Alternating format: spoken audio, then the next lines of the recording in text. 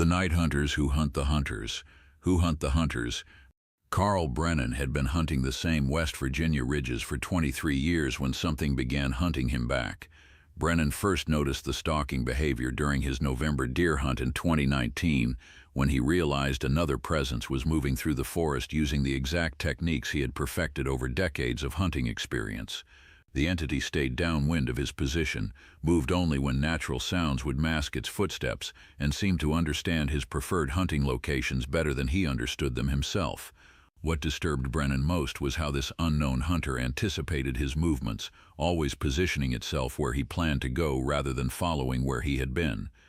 The psychological warfare began with the entity copying Brennan's own hunting methods and turning them against him with supernatural precision.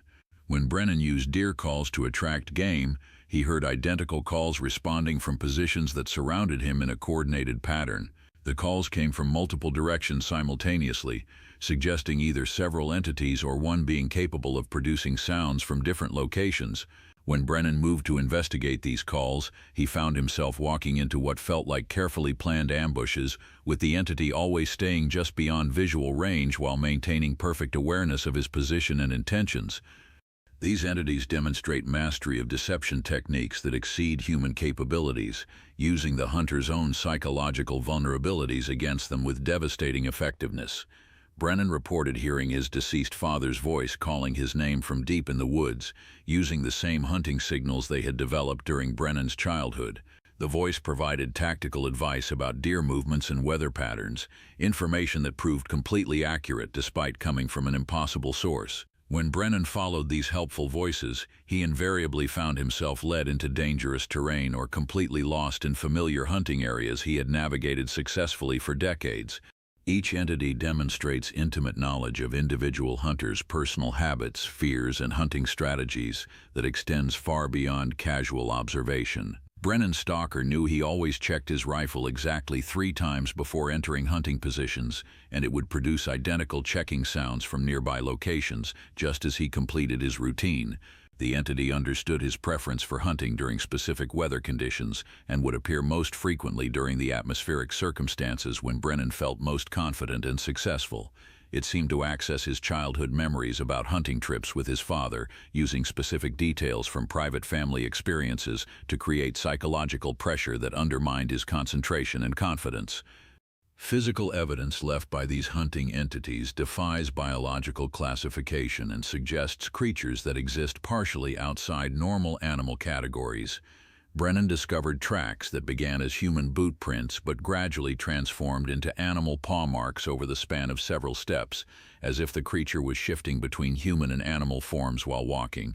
The tracks showed claw marks that appeared and disappeared within individual footprints, suggesting appendages that could extend and retract at will.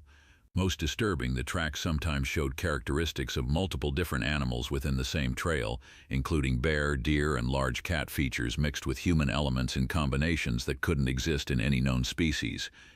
Hunters throughout the Appalachian region report escalating encounters that continue until they abandon their traditional hunting grounds permanently, rather than risk further confrontations with these supernatural predators. Bobby Martinez hunted the same Tennessee valleys for 15 years before his encounters with these entities became so intense that he sold all his hunting equipment and moved to urban areas where he felt safer from their influence. Martinez described how the entities began leaving mutilated animal carcasses arranged in patterns around his hunting stands, creating grotesque displays that served as warnings about continuing to hunt in their territory.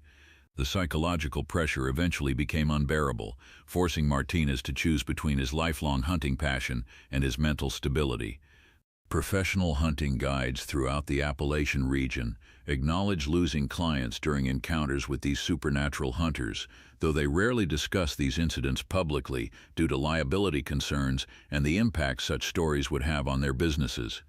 Guide services in West Virginia, Kentucky, and Tennessee have developed informal protocols for handling situations where clients disappear under circumstances that suggest supernatural rather than natural causes. These guides recognize warning signs that indicate the presence of these hunting entities and will abort trips immediately when they detect evidence of supernatural stalking activity. Appalachian folklore describes these entities as spirits who punish hunters who approach the forest without proper respect for the natural world and its inhabitants. According to these traditions, certain supernatural beings serve as guardians of animal populations, intervening when human hunting activities threaten ecological balance or violate spiritual protocols that govern the relationship between hunters and prey. These guardian spirits are said to test human hunters to determine whether they possess the wisdom and respect necessary to take animal lives responsibly, eliminating those who hunt purely for sport or personal gratification rather than sustenance and survival. Some survivors of extended encounters with these entities later reported developing intrusive predatory urges that extended beyond their original hunting targets, according to witness accounts documented in the background research. These anecdotal reports describe experiencing unusual compulsions to track and stalk other humans, feeling drawn to use their hunting skills against people rather than animals. The accounts suggest that contact with these entities may create lasting psychological changes, though these claims remain unverified personal testimonies rather than documented medical findings. The practical impact of these encounters has led to measurable changes in hunting patterns throughout the region. Local guides now sometimes refuse bookings for certain valleys, particularly during new moon periods when supernatural activity appears most intense. Multiple hunting outfitters have removed specific areas from their available territories after repeated client disappearances or encounters that left customers psychologically traumatized.